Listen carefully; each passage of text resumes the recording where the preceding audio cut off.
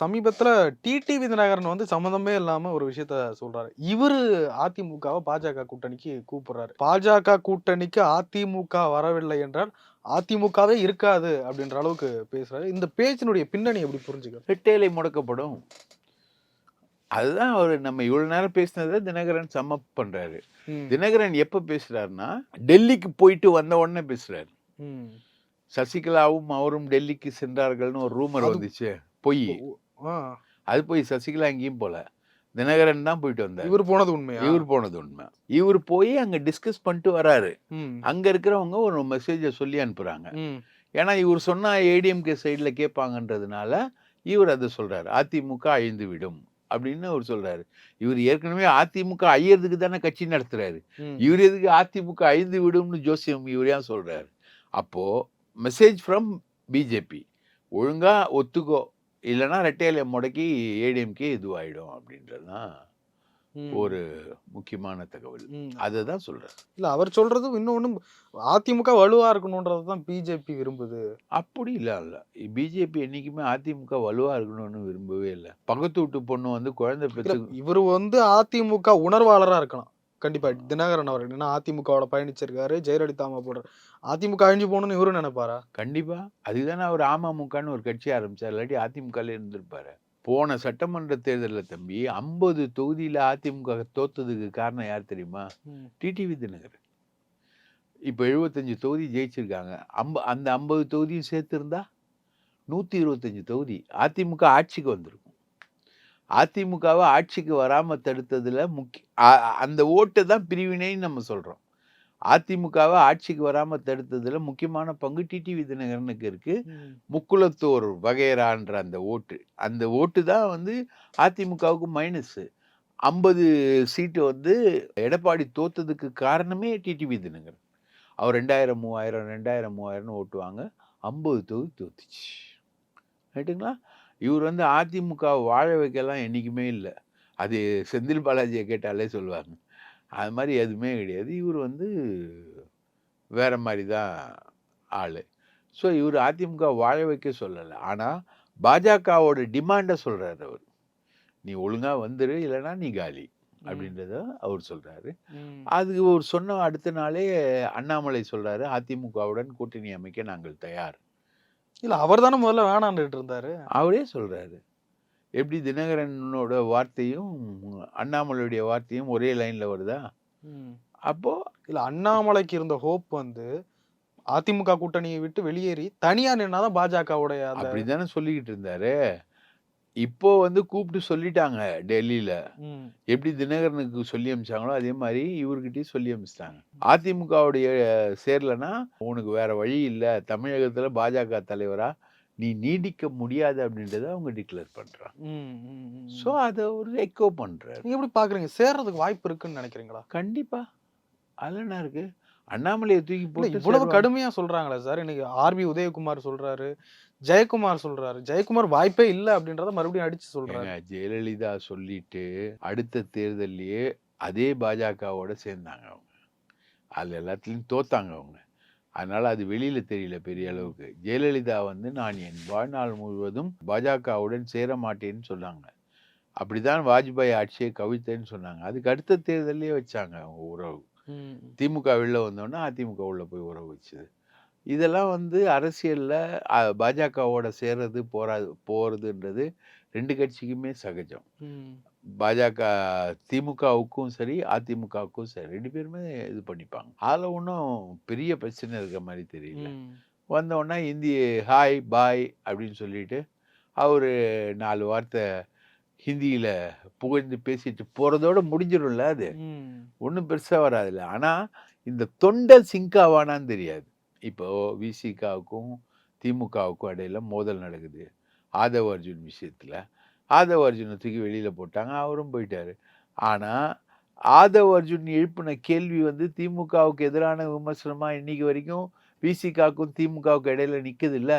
அந்த 2 தொண்டனும் நாளைக்கு தேர்தலில் ஒன்றா வேலை செய்யும்போது அந்த மனசு ஒத்து போகுமா? இவர் ஓட்டு அவருக்கு வருமா, அவர் ஓட்டு இவருக்கு வருமா? திமுக ஓட்டு விசிகாவுக்கு வருமா, விசிகா ஓட்டு திமுகவுக்கு வருமா? வராது.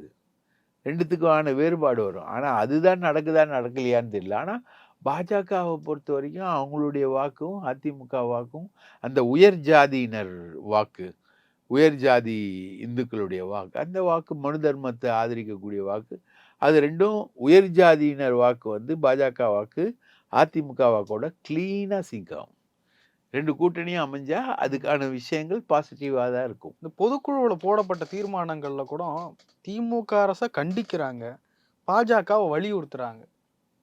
எடப்பாடி பழனிசாமியினுடைய அந்த தாட் ப்ராசஸ் எப்படி புரிஞ்சுக்கிறேன்? அவரு பாஜகவுக்கும் பயப்படுறாரு. ஒரே நாடு ஒரே தேர்தல் தீர்மானம் இருக்கா பொதுக்குழுல?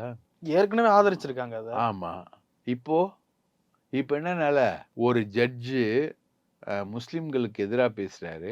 அதை எதிர்த்து ஒரு தீர்மானம் கொண்டு வர்றதுக்கு பார்லிமெண்ட்ல கையெழுத்துக்கு அதிமுகவினரை தேடுறாங்க. ஒருத்தரும் இல்லை. ஒரே நாடு ஒரே தேர்தல் இதுக்கு வந்து வாக்களிக்கிறதுக்காக அன்புமணி அதுக்கு மட்டுமே பார்லிமெண்ட்டுக்கு போயிருக்காரு, சிங்கிளா போயிருக்காரு. ஸோ ஒரே நாடு ஒரே தேர்தல்ன்றது ரொம்ப முக்கியம். அப்போ அதில் அதிமுக நிலை என்ன? சரி, இப்போ லோக்சபாவில் ப்ரெசென்ட் பண்ணிட்டாங்க, நாளைக்கு ராஜ்யசபாவில் வந்தால் அதிமுகவுடைய நிலை என்ன? ஆதரிப்பீங்களா, எதிர்ப்பீங்களா? எதிர்த்துட்டு நீங்கள் நின்றுடுவீங்களா?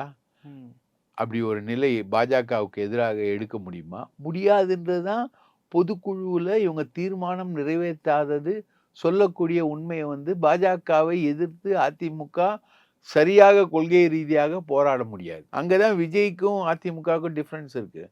விஜய் வந்து கொள்கை எதிரின்றாரு, டிக்ளேர் பண்ணுறாரு. அதிமுக கொள்கை எதிரி பாஜக டிக்ளேர் பண்ணல, சும்மா சொல்லிக்கிட்டு இருக்கு, நாங்கள் பாஜகவை விட்டு வந்து விட்டோம், நாங்கள் பாஜகவை விட்டு வந்து விட்டோம். கணவரை பிரிந்த மனைவி வந்து நான் கணவரை விட்டு வந்து விட்டேன், கணவரை விட்டு வந்து விட்டேன் அப்படின்னா கூட சொந்தக்காரங்க என்ன கால்குலேட் பண்ண, இன்னைக்கு அது ஒரு நாள் இவங்க சேர்ந்துருவாங்கப்பா, ரைட்டா? அந்த மாதிரி தானே நினைப்பாங்க. அந்த மாதிரி தான் எல்லாரும் வந்து அதிமுக பாஜக உறவு வந்து சேரக்கூடிய உறவு அப்படின்ற மாதிரி ஒரு கால்குலேஷன். இது இன்னும் உள்ளுக்குள்ளேயே இருக்கிற தலைவர்கள்லாம் பிஜேபி வேணுன்ற நிலைப்பாட்டுல ஒரு தரப்பும், பிஜேபி வேணான்ற நிலைப்பாட்டுல இன்னொரு தரப்பும் இருக்கிறதா சொல்றாங்க. அவங்க எப்படி ஒத்துப்பாங்க? பிஜேபி வேணான்ற நிலைப்பாட்டுல 2 பேர் தான் இருக்காங்க. ஒன்னு கேபி முனுசாமி, இன்னொன்னு ஜெயக்குமார். சிவி சண்முகம் சண்முகம்லாம் பிஜேபி வேணுன்ற நிலைப்பாட்டுக்குள்ள அவர் கடுமையா திட்டினாரு சார். அவர் திட்டினாரு. இன்னைக்கு வந்து அவரு சசிகலாவையும் ஓபிஎஸ்சியும் கட்சிக்குள்ள சேர்க்கணும் அப்படின்ற போராட்டம் வரும்போது அது பிஜேபி முன்னெடுக்கிற போராட்டம் தானே. பிஜேபி கூட்டணிக்காக தான் வந்து எஸ்பி வேலுமணி கட்சியை உடைப்பார் அப்படின்றது இன்னைக்கு வரைக்கும் எதிர்பார்க்கப்பட்டிருக்கக்கூடிய ஒரு கிளைமேக்ஸாவே இருந்துகிட்டு இருக்கு. அதுவும் பிஜேபிக்காக தானே. எஸ்பி வேலுமணி, நத்த விஸ்வநாதன், செங்கோட்டையன், கேபி அன்பழகன், இவங்க எல்லாருமே வந்து பிஜேபி அலையன்ஸ்க்கான ஒரு ஸ்ட்ரக்சருக்காக தானே அவங்க எல்லாருமே வேலை செஞ்சுக்கிட்டு இருக்காங்க. ஸோ பிஜேபி எதிர்ப்பு என்பது வந்து அதிமுகக்குள்ள பெருசா இல்லை. 2 பேர் அவங்க எதுக்காக எதிர்க்கிறாங்கன்னா எடப்பாடிக்காக எதிர்க்கிறாங்க. எடப்பாடிக்கு என்ன இஷ்யூனா அவரை வந்து முதலமைச்சர் வேட்பாளரா பிஜேபி ஏத்துக்கலன்றது அவருக்கு இருக்கக்கூடிய இஷ்யூ. என்டிஏ முடிவு பண்ணுன்னு அண்ணாமலை பேசினது, ஜெயலலிதாவை தப்பா பேசினது, இதெல்லாம் வந்து எடப்பாடி பழனிசாமிக்கு இருக்கக்கூடிய நெருடல். இன்னைக்கு அதே அண்ணாமலை வந்து அதிமுக கூட்டணி வேணும்னு பேசுறாரு. நிலைமை மாறி இருக்குல்ல, இப்போ சிச்சுவேஷன் மாறி இருக்குல்ல. அண்ணாமலையை தூக்கி போட்டாதான் கூட்டணின்றது மாறி அண்ணாமலையே அதிமுக கூட்டணியை வரவேற்கக்கூடிய ஒரு சூழ்நிலைக்கு அண்ணாமலையே பேசும்போது சேஞ்ச் வந்து இன்னவிட்டபிள்ல. அதை தாண்டி இவரெல்லாம் பண்ணிட முடியாது. ஏன்னா ஏகப்பட்ட விஜயபாஸ்கருக்கு கேஸ் இருக்கு, நத்த விஸ்வநாதனுக்கு கேஸ் இருக்கு, எல்லார் மேலேயும் டிஸ்ப்ரப்போர்ஷனேட் வெல்த் கேஸை வந்து மாநில அரசு பதிவு பண்ணியிருக்கு. எல்லாமே எஃப்ஐஆர். ஒரு எஃப்ஐஆரை தூக்குனா போதும், அவங்கள ரெய்டு நடத்தி அரெஸ்ட் பண்ணி தூக்கி உள்ள வச்சிட முடியும் இடியால. இன்னைக்கு வரைக்கும் செய்யல இடி. அதிமுக அமைச்சர்கள் மேல பாயல, திமுக அமைச்சர்கள் மேல பாய்ஞ்சிருக்கு, அதிமுக அமைச்சர்கள் மேல பாயல. அதான் விஷயம். ஸோ அதுக்கு இதுக்கும் வித்தியாசம் என்பது நிறைய இருக்கு. இப்போ இந்த ஈரோடு கிழக்கு தொகுதி இடைத்தேர்தல் வரப்போகுது. இதுல திராவிட முன்னேற்ற கழக கூட்டணியினுடைய அந்த நிலைப்பாடு என்ன இருக்கு? மறுபடியும் காங்கிரஸ் தான் இருக்க வாய்ப்பு இருக்கு? இல்ல காங்கிரஸுக்கான வாய்ப்பு ரொம்ப கம்மி. நாளைக்கு ஒரு ஃபங்க்ஷன் நடக்குது. சந்திரகுமார்னு தேமுதிகலேருந்து வந்தவர். அவர் அந்த தொகுதி வந்து முதலியார் என்ற ஒரு இன மக்களுடைய தொகுதி. சந்திரகுமார்னு ஒருத்தருக்கும் குறிஞ்சி சிவகுமார்னு ஒருத்தர் கேபிள் டிவி ஆப்ரேட்டராக இருக்கார். ஆபரேஷன் தலைவரா இருக்காரு. 2 பேரும் அந்த தொகுதிய நேட்டிவிட்டி இருக்கிறவங்க. ம். செந்தில்குமாருக்கு வாய்ப்புகள் அதிகம். திமுக நிற்பதற்கும் வாய்ப்புகள் அதிகம். ஆனா அது ஒரு காங்கிரஸ் தொகுதி. காங்கிரஸ் விட்டுக் குடுக்குமான்றது தெரியல.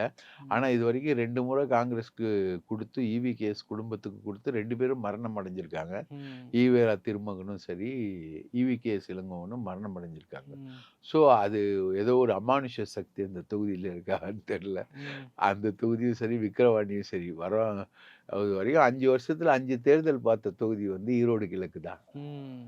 ரைட்டா? 5 வருஷத்துல 5 தேர்தல், 5 விதமான தேர்தல பார்த்த தொகுதி தான். அங்க பட்டியல அடிச்சு காசு குடுக்குறாங்க. ம். செந்தில் பாலாஜி எல்லாத்துக்கும் காசு குடுக்குறாரு அப்படின்றது எல்லாம் ம். சொல்லுவாங்க. அந்த பட்டியல் அடிச்சு காசு குடுக்குறதுல அதிகமான பெனிஃபிட் அடைஞ்ச மக்கள் வாழக்கூடிய தொகுதி வந்து ஈரோடு கிழக்கு. ஸோ அதுல வந்து திமுகவுடைய ப்ராபபிலிட்டீஸ் இதுதான். எதா இருந்தாலும் செந்தில் பாலாஜி, முத்துசாமியும் தான் பொறுப்பு.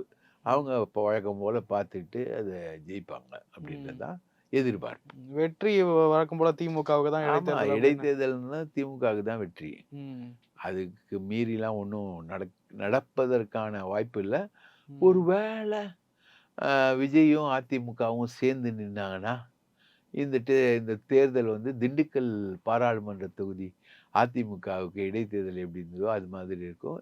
அதுலயும் ஒரு இக்கட்னா என்னன்னா, அத வந்து பிஜேபி ஒத்துக்கணும். பிஜேபி சிம்பல் பிரச்சனைய வச்சுக்கிட்டு இருக்க பிஜேபி வந்து அதிமுகவும், விஜயும் சேர்றத ஒத்துக்கிட்டு அவங்க ரியாக்ட் பண்ணணும். ம். இல்லன்னா பிஜேபி அந்த சின்னத்த புடுங்கிருச்சுன்னா, அது வேற விஷயமா மாறும். ம். சப்போஸ் விஜயும் நின்னு, சீமானும் நின்னு, அதிமுகவும் தனிச்சு நின்னு, பாஜகவும் நின்னுச்சுன்னா, டிஎம்கேக்கு ஒரு கேக் வாக் மாரி தான் அந்த சூழ்நிலை என்பது ம். அமையும். நாடாளுமன்ற தேர்தலில் விஜய் தன்னுடைய நிலைப்பாட்டை தெரிவிக்காமல் இருந்தால், இப்போ இடைத்தேர்தல்ல அவர் நின்று ஆக வேண்டிய அவசியம் இருக்கு. அவசியம் இருக்கு. அவசியம். அரசியல்வாதின்னா அவசியம் இருக்கு. நான் அரசியல்வாதி இல்லன்னா அவசியமே இல்ல. ம். இல்ல நான் 2026ல தான் பார்த்துப்பேன் அப்படின்னா, விஜய் பயந்து போறாருன்னா. இடைத்தேர்தல் குறித்த பொதுவான பார்வையே ஒண்ணு இருக்கு. ஆளும் கட்சி தான் ஜெயிக்கும்னு. அப்படிலாம் இல்ல. எடப்பாடி ஆட்சியில நடந்த இடைத்தேர்தல்கள்ல திமுக அதிகமா ஜெயிச்சது. 20 தொகுதிகள் கிட்டத்தட்ட தேர்தல் நடந்தது. அதுல 9 தொகுதி தான் எடப்பாடி ஜெயிச்சாரு. பாக்கி தொகுதிலாம் டிஎம்கே ஜெயிச்சது. ம். ரைட்டுங்களா? அந்த மாதிரி இடைத்தேர்தல் டிஃப்ரெண்ட்டாவே சமீப காலத்திலேயே நடந்திருக்கு. எடப்பாடி ஆட்சி காலத்திலேயே நடந்திருக்கு. ம். அதுக்கப்புறம் திமுக ஆட்சியில் நடந்த இடைத்தேர்தல்கள்லாம் அவங்களுக்கு சாதகமா தான் போயிருக்கு. ம். இடைத்தேர்தல்னா ஆளுங்கட்சிக்கு சாதகமா வரணுன்ற தேவையெல்லாம் இல்ல. இப்போ ஒரு விஜய் இப்போ ஒரு கேம்பெயின் போறான்னு வச்சுக்கங்க. விஜய் நானே வேட்பாளர் இடைத்தேர்தல் நிக்கிறாரு. டிடிவி தினகரன் நின்ன மாரி. அப்படின்னா என்ன ஆகும்? ஈரோடு கிழக்கு ஜெயிச்சிருவாரா? ஜெயிப்பாரோ இல்லையோ, பரபரப்பு எப்படி இருக்கும்? அதிகமா இருக்கும் கொஞ்சம். இருக்குமா இல்லையா? ம். விஜய் வந்து நான் கேண்டிடேட்டு. நான் வந்து அரசியலுக்கு வந்துட்டேன்.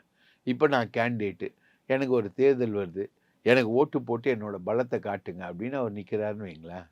அவர வந்து அதிமுகவும் ஆதரிக்குதுன்னு வச்சுக்குவோம். ம். விஜய் வேட்பாளர் அதிமுக ஆதரிக்குது அப்படின்னா எப்படி இருக்கும் களம்?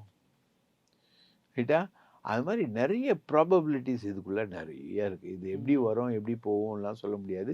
ஈரோடு கிழக்கு இடைத்தேர்தல் தான் தமிழக அரசியலுடைய அடுத்த திசை வழிய தீர்மானிக்க போற எலெக்ஷன். அத வச்சு 2026 கணிக்கலாமா? கணிக்கலாம்.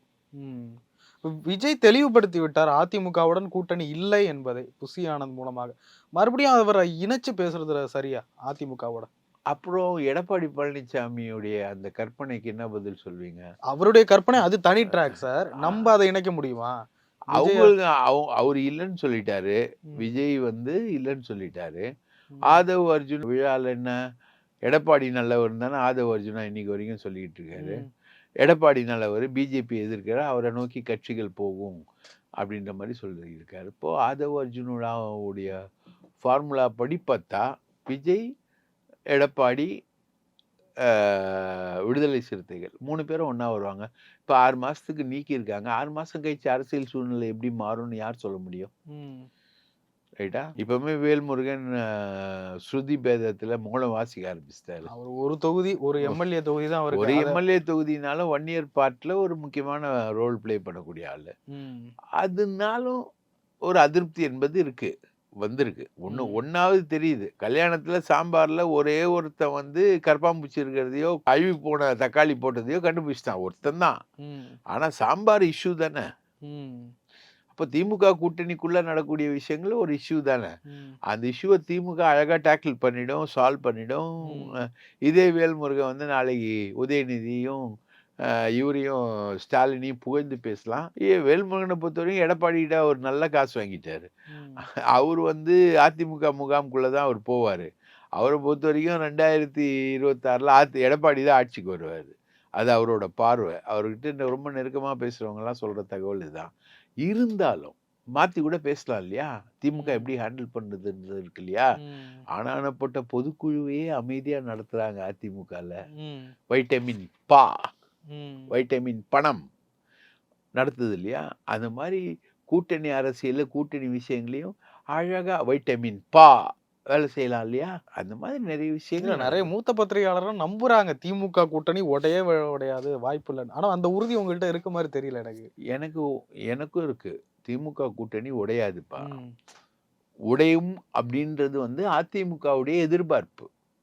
எனக்கு வந்து திமுக கூட்டணி உடையணும்னு ஆசை கிடையாது. அது உடையவும் உடையாது.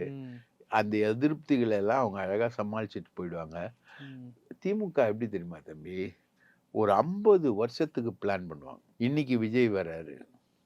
விஜய்க்கும் திருமாவுக்கும் என்ன ரிலேஷன்ஷிப்பு திமுக பிளான் பண்ணிடும். சப்போஸ் திருமா விஜய் போனால் எப்படி வரும்? திமுகவுக்கு என்ன பாதிப்பு? அதை திமுக பிளான் பண்ணிடும். ஒவ்வொன்றத்தையும் காங்க்ரீட்டாக இன்னைக்கு பெண்ணுன்னு ஒரு அமைப்பு இருக்குது, சபரீசன் தலைமையில். அவங்க வந்து ஒன்னொன்னுத்தையும் காங்க்ரீட்டாக திட்டம் போட்டு வச்சுருவாங்க. இப்போ நான் பிரகாஷ் என்ன பேசுவார், எங்கே பேசுவார், எப்படி பேசுவார், அதையும் பிளான் பண்ணி வச்சுருவாங்க. எல்லாத்தையுமே பிளான் பண்ணி வச்சுருவாங்க. ரைட்டுங்களா? சவுக்கு சங்கர்னு ஒருத்தர் குதிச்சுக்கிட்டு இருந்தாரு. அவரு அரெஸ்ட் பண்ணிட்டாங்க சார். அரெஸ்ட் பண்ணிட்டாங்க. இன்னும் அரெஸ்ட் பண்ணுவாங்க அவரை. அது மாதிரி நிறைய விஷயங்கள் வந்து பிளான் பண்ணி பண்ணுவாங்க. இதுதான் திமுக. புரியுதுங்களா?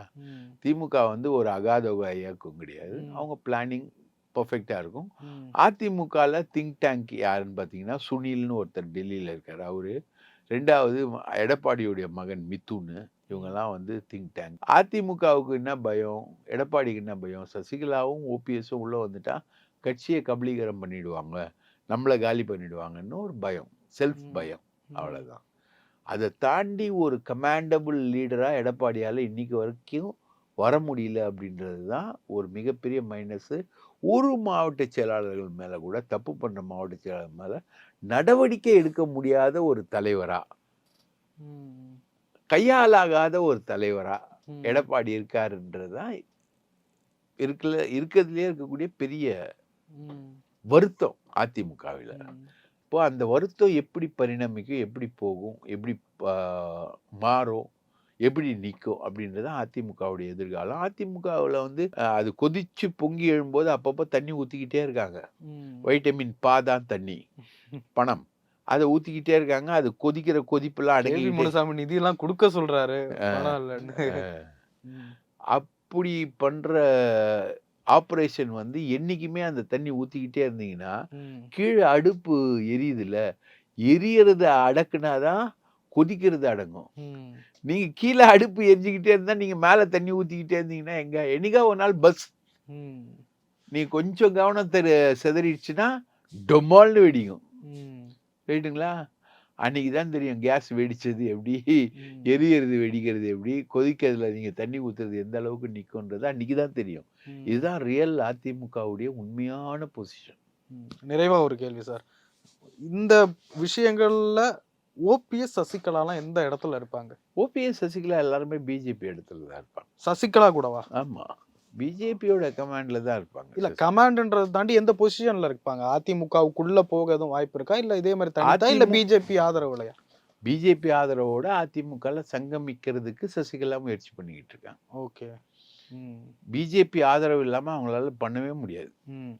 ஏன்னா ஏகப்பட்ட சொத்து இருக்கு, ஏகப்பட்ட கேஸ் இருக்கு. இப்ப கூட 96ல போட்ட அந்நிய செலவாணி வழக்கு வந்து இப்போ மேல வந்தது போன வாரம். மாதிரி கேசஸ் நிறைய இருக்கு. சாதா கரண்டியா இருந்தா எப்படி வேணா வீசலாம். இது பருப்பு இருக்கிற கரண்டி, பார்த்துதான் வீசணும். அதுதான் சசிகலா. நிறைய விஷயங்களை பகிர்ந்து கொள்கிறேன். ரொம்ப நன்றி சார். வாய்ப்பளித்ததற்கு நன்றி மார்ஷல். நன்றி.